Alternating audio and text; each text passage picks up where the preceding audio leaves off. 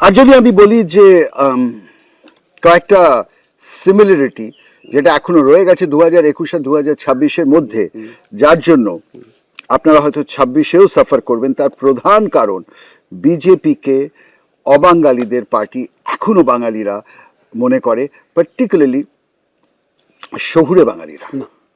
ওটা ওই তৃণমূলের তৈরি করা একটা ন্যারেটিভ।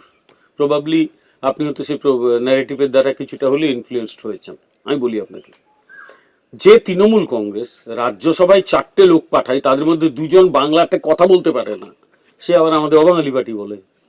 এবারে তৃণমূল রাজ্যসভায় যে 4 জন পাঠিয়েছে, তার মধ্যে 2জন তারা বাংলায় কথা বলতে পারে। গুরুস্বামী বাংলা জানে, একটা লাইন বলতে পারবে না। তারা লোকসভায় যাদের দাঁড় করিয়েছিল, বহরমপুরের যে এমপি, সে বাংলা কথা বলতে পারে। সুতরাং এগুলো বলে লাভ নেই। বাঙালি অবাঙালিদের কোনো ব্যাপার নেই এখানে।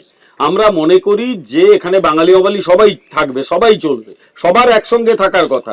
আর বাঙালি অবাঙালি মমতা ব্যানার্জি বলছেন বা তৃণমূল কংগ্রেস আজকে যদি বলে না দেশটাকে গুজরাট হতে দেবো না বাংলাকে, তাহলে যদি না হয় 20 লক্ষ বাঙালি গুজরাটে কাজ করে না।